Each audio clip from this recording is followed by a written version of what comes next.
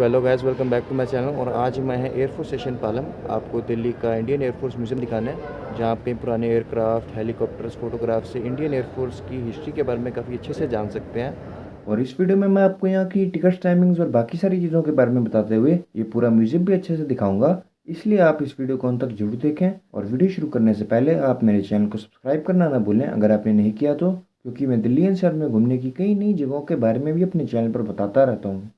तो दिल्ली का Indian air force museum सबसे पहले तो एक ऐसी जगह है जिसके बारे में ज़्यादा लोग नहीं जानते हैं। और यहाँ आप कुल 37 अलग अलग टाइप के एयरक्राफ्ट देख सकते हैं, मिसाइल्स देख सकते हैं, 1971 भारत पाकिस्तान युद्ध में क्रैश हुए पाकिस्तानी जेट्स के अवशेष देख सकते हैं, और एक इंडोर गैलरी भी आप यहाँ देख सकते हैं।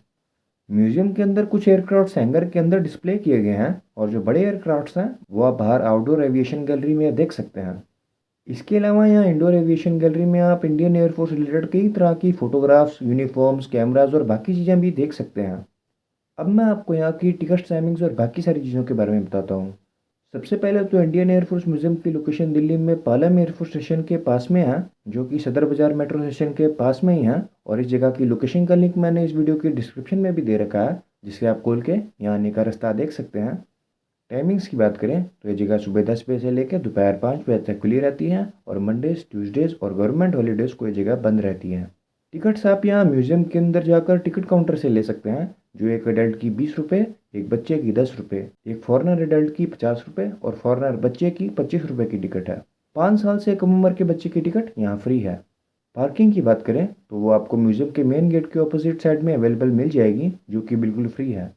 इस म्यूज़ियम के अंदर फोटोग्राफी और वीडियोग्राफी करना अलाउड है, और आप चाहें तो यहाँ अंदर डीएसएलआर कैमरा भी लेकर जा सकते हैं। यहाँ अंदर एक रेस्टोरेंट भी है, जहाँ पर आराम से बैठ के काफ़ी कुछ खा पी सकते हैं। इसके अलावा यहाँ एक सोवेनियर शॉप भी है, जहाँ से आप इंडियन एयरफोर्स रिलेटेड कई तरह के सोवेनियर्स भी खरीद सकते हैं। बाकी अगर आपको किसी चीज़ के बारे में पूछना है तो आप इस वीडियो के नीचे कमेंट करके मुझसे पूछ सकते हैं। तो चलिए अब मैं आपको अंदर जाकर ये पूरा म्यूज़ियम दिखाता हूँ। तो सबसे पहले मैं आपको आउटडोर एविएशन गैलरी दिखाऊंगा, फिर मैं आपको हैंगर के अंदर के एयरक्राफ्ट दिखाकर लास्ट में इंडोर गैलरी दिखाऊंगा। तो म्यूजियम के अंदर जाते ही आउटडोर एविएशन गैलरी में आपको सबसे पहले दिखेंगे 1971 के भारत पाकिस्तान युद्ध में क्रैश हुए पाकिस्तानी जेट्स के अवशेष और भारतीय सेना से कैप्चर किए गए पाकिस्तानी टैंक्स और वॉर ट्रॉफीज। ये जो देख रहे हो ना आप, ये है बैटल ऑफ लोंगेवाला का क्रैश हुआ एक पाकिस्तानी एयरक्राफ्ट का विंग का हिस्सा।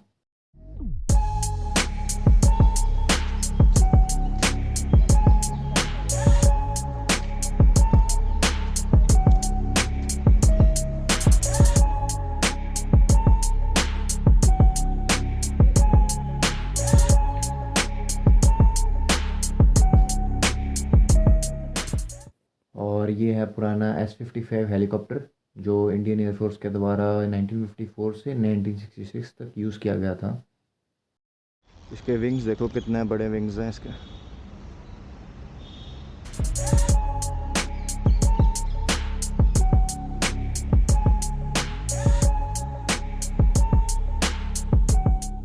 ये है 1957 का इंडियन एयरफोर्स से यूज़ किया हुआ कैनबरा एयरक्राफ्ट, जिसमें 2 लोग बैठ सकते हैं। एयरक्राफ्ट के साथ आपको मिसाइल भी दिख जाएगी जो इनकी हैं। तो ने उसके नट बोल्ट वाली जगह में अपना घर बना लिया, ध्यान से देखो तो उसके अंदर रह रहे हैं तोते।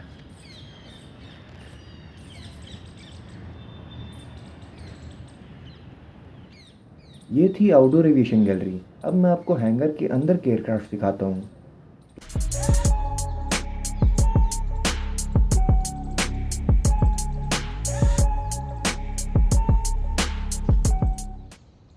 ये है 1967 से 1983 के बीच यूज़ किया गया इंडिया का H-24 मरूट एयरक्राफ्ट।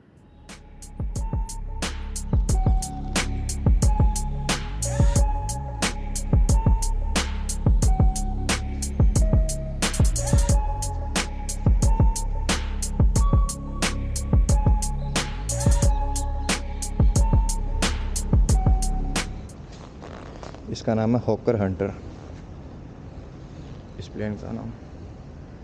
उस पर ध्यान से पढ़ो तो लिखा है इजेक्शन सीट, मतलब जब कोई प्लेन क्रैश होने वाला हो ना, तो ये सीट एकदम से बाहर निकल जाती है। चाहे प्लेन क्रैश हो जाए, प्लेन तो क्रैश हो गई, लेकिन बंदा बच जाता है फिर पैराशूट के साथ, सीट में लगा होता है पैराशूट, बंदा बच जाता है फिर। इस एयरक्राफ्ट का नाम है दे हैविलैंड वेम्पायर NF-10। और ये जो एयरक्राफ्ट है ना, ये एशिया के अंदर सबसे पहला जेट था जो उड़ता था।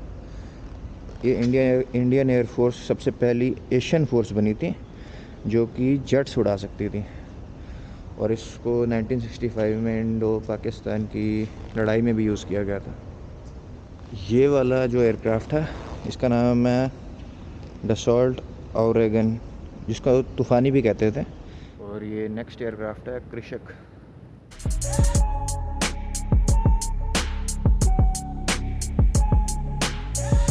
ये है 1960 का MiG-21 एयरक्राफ्ट, जिसमें एक बंदा बैठ सकता था और ये 2070 किलोमीटर प्रति घंटा की स्पीड तक जा सकता था।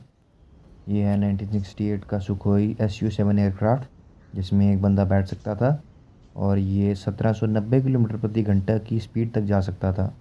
ये है 1954 का हंटर हॉकर एयरक्राफ्ट, जो 1150 किलोमीटर प्रति घंटा की स्पीड तक जा सकता था।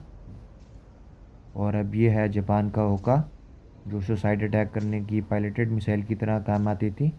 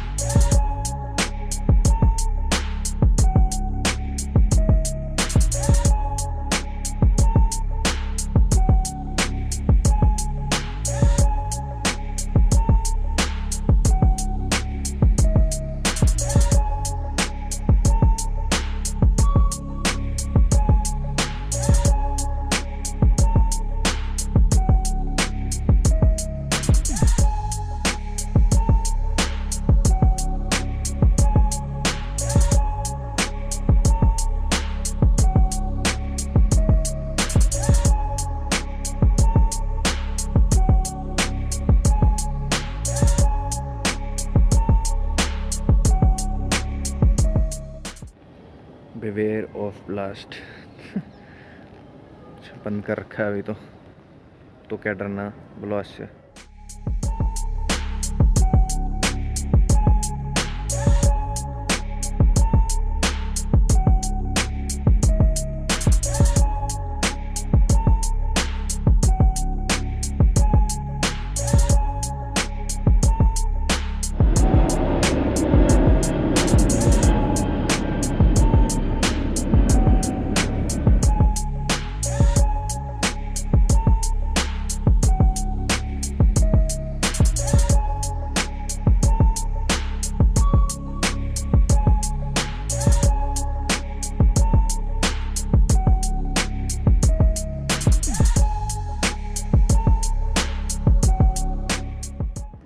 ये मैं अभी एक एयरक्राफ्ट के विंग के नीचे खड़ा हूँ, बिल्कुल विंग के नीचे। और मतलब नॉर्मल बंदे चलेंगे ना ऐसे, मतलब मेरे से थोड़ी सी हाइट ज़्यादा वाले लोग चलेंगे ना यहाँ पे, उनका तो सिर बच जाएगा ऐसे।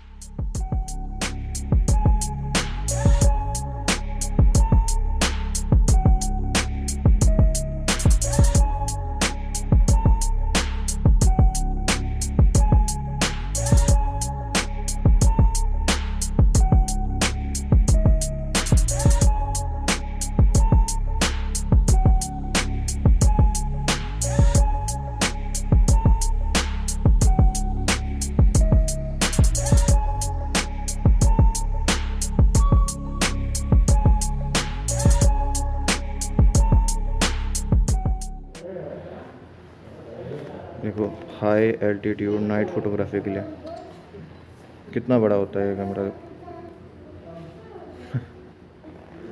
ये लो एल्टीट्यूड फोटोग्राफी के लिए कैमरास हैं जो एयरक्राफ्ट में लगे होते हैं, इस टाइप के होते हैं।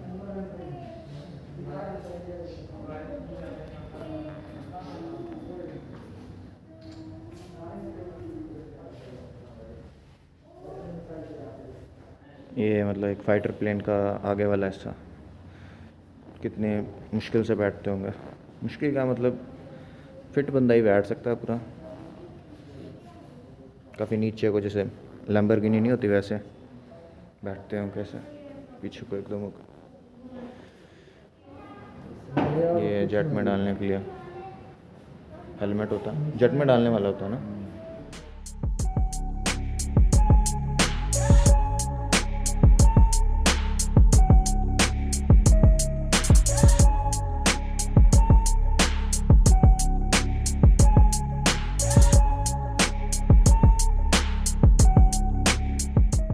ये जो आप सामने देख रहे हो ना, ये हेलीकॉप्टर का इंजन है जो कि Mi-8 हेलीकॉप्टर में लगा होता था। उसका टर्बो शाफ्ट है, कितना बड़ा होता है देखो।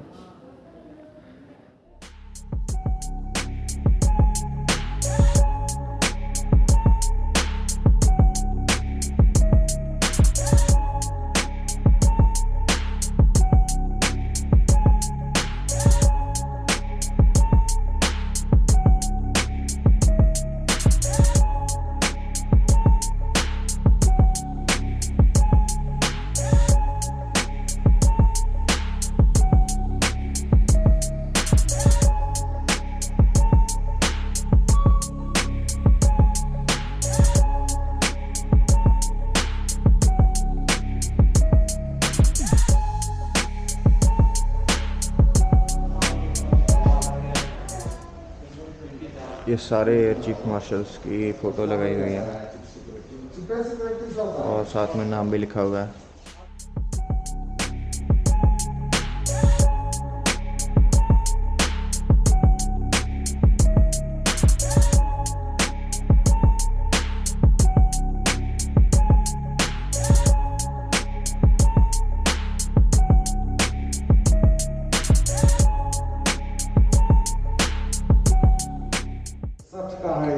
ये अलग अलग फ्लैग्स हैं, असल में खुले नहीं हुए अच्छे तरीके से इसलिए दिख नहीं रहा, लेकिन ये साथ में इन्होंने नेम्स भी लिखे हैं सिर्फ कौन से फ्लैग्स हैं। Maintenance command, southern air command.